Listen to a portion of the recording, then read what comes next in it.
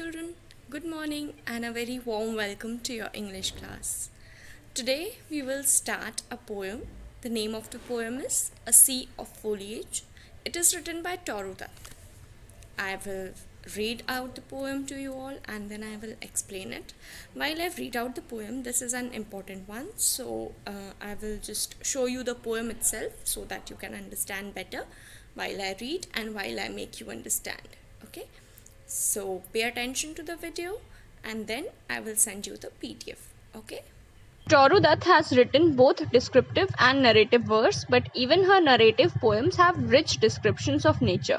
So mostly she has written two types of poems, that is descriptive and narrative. Narrative means in narration format and descriptive means in a describing format, describing something. Okay, but even the poems which are in the form of a narration, you know na, narration means when two or more people are talking to each other, that kind of verse. Okay, so even in her narrative poem she has given very nice descriptions of nature.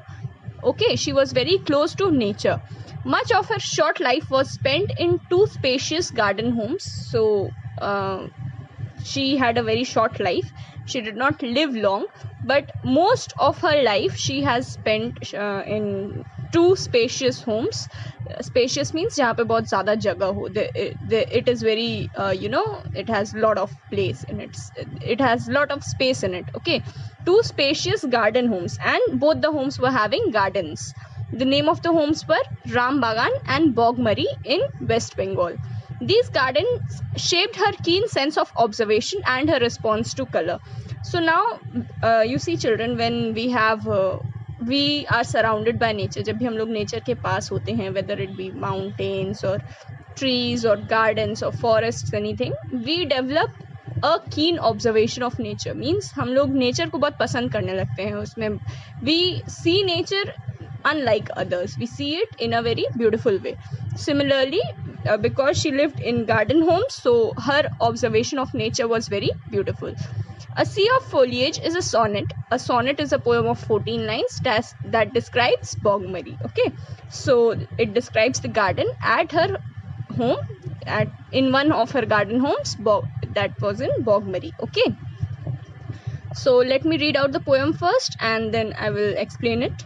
A sea of foliage girds our garden round, but not a sea of dull, unvaried green. Sharp contrasts of all colours here are seen. The light green graceful tamarinds abound, amid the mango clumps of green profound, and palms arise like pillars grey, between and over the quiet pools of seamills lean, red and startling like a trumpet's sound. But nothing can be lovelier than the ranges of bamboos to the eastward, when the moon looks through their gaps and the white lotus changes into a cup of silver. One might swoon drunken with beauty then, or gaze and gaze on a primeval Eden in amaze. Okay, so this poem is about the garden, as I said. Okay, foliage means greenery. The garden is compared to a sea of greenery. Okay, why sea? Because sea is a vast body of water. Okay, it has lots and lots of water. Similarly, in this garden there is lots and lots of greenery, vegetation. Okay, girds means surrounds our garden round, means in our garden, in the poet's garden, there is lots and lots of greenery, but not a sea of dull unvaried green. But it is not a sea means it is not a garden which has dull unvaried green. Unvaried means same kind of, monotonous. Okay, not different, जिसपे एक ही तरह के सारे green colors हो. It was not like that. एक ही तरह के सारे green colors नहीं थे. There were light green, there was dark green and many other shades of green. Okay, it was not there were variations. It was not a unvaried green. It was not a sea of unvaried green. Okay, there were variations, means अलग अलग colors of green थे, अलग अलग shades of green थे. Sharp contrasts of all colors here are seen. Sharp contrasts means बहुत ही bright, बहुत ही contrasting colors यहाँ पे इस garden में थे. ठीक है, of all colors means there were many colors. The light green graceful tamarinds abound. Abound means there were large, bountiful कह सकते हो, जो बहुत सारा टैमरिन. टैमरिन मतलब क्या होता है? टैमरिन मतलब इमली. Okay. The light green graceful tamarinds about means बहुत सारे इमली के पेड़ थे. And the colour of the tamarind tree plant was of light green color. Okay. Amid the mango clumps of green profound. Mango clumps of green profound means mango trees. Many of you must be having in your homes. Okay. Mango leaves are of dark green color. Okay. Green profound means dark green. Okay. Deep green color. Okay. So there were many tamarind plants of which were of light green, and they were surrounded by, amid means the tamarinds beech mein the, and the mango clumps means mango trees were surrounded by the tamarind plants were surrounded by the mango trees, and the mango trees were of deep green color. Okay. So बीच में था tamarind जो कि light green का था, and उसके बाहर की तरफ था mango which was of deep green color. And palms arise like pillars grey.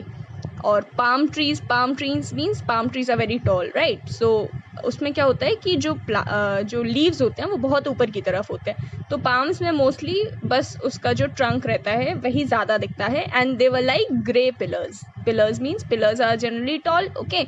And the trunks look like grey color. Okay. Between and over the quiet pools the seamals lean. Okay. Seamals means they are silk cotton trees with red flowers. Okay. Or between and over the quiet pools the seamals lean.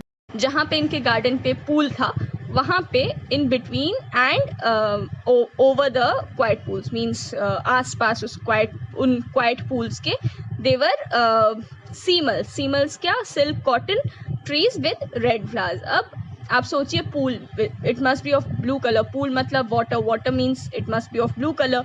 And blue color के pool के किनारे और बीच में क्या था? There were seamals. There were trees with red flowers. Okay. Red and startling with like a trumpet sound. Red and startling means एकदम surprising, बहुत एकदम जगा देने वाला, एकदम startle हो जाना means surprise हो जाना अचानक से. ठीक है.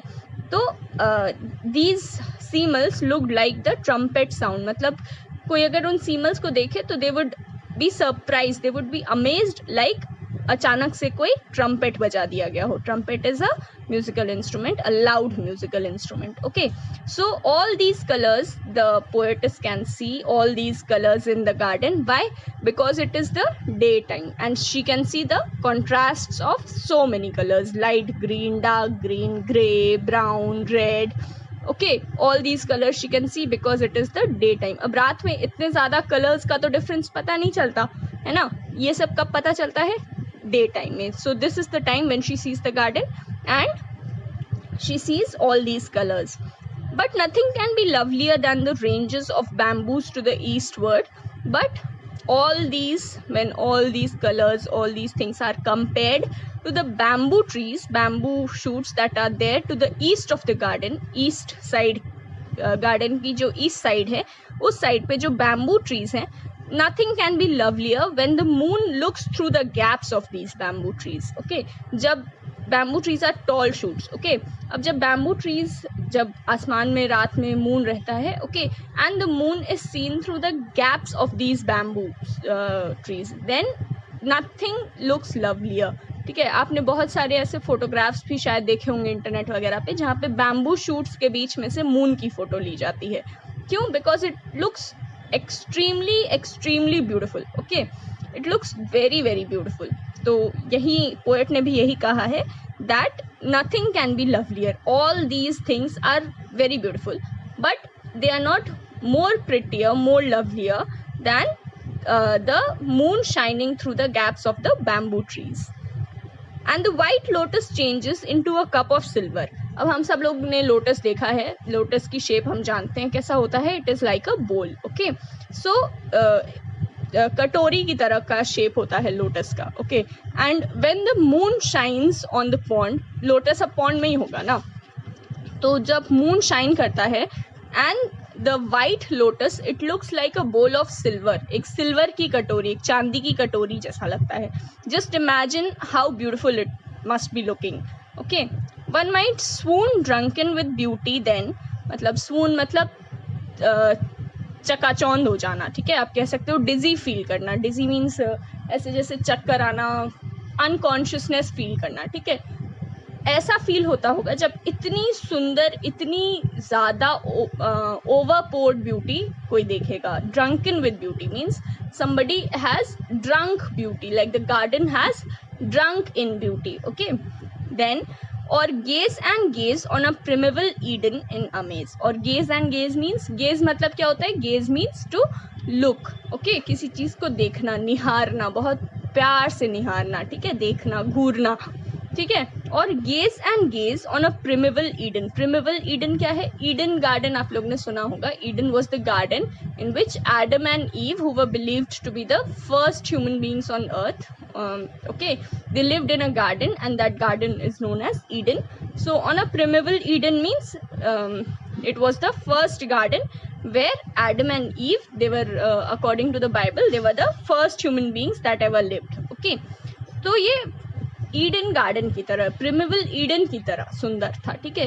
The first garden was extremely beautiful, very beautiful. Okay, and similar was this garden. Okay, its beauty is compared to the garden of Eden in amaze. And gaze on a primeval Eden means on a garden which looks like Eden in amaze. In amaze means in amazement, in wonder. Okay, wondering how beautiful, how extremely colorful, and how extremely you can say gorgeous this garden was. Okay, so this poem describes the scene of a garden in Bogmari. Okay, and as the poem moves forward, we can see that there are so many plants in the garden, so many different colors in the garden, and the poem has is described in during 2 times of a day, the daytime and the night time. Day time में जो poetess है, she can see all the colours, उनको वो सारे plants के जो colours हैं वो सब वो देख रही हैं, and it looks beautiful. And at night also when the moon shines upon the lotus and the pond, and when the moon shines through the gaps of the bamboo shoots, all of it looks extremely beautiful. I hope you all have understood the poem. If there's any problem, you can ask it in the Google Meet or comment it in the comment section below. Thank you, students. Have a good day.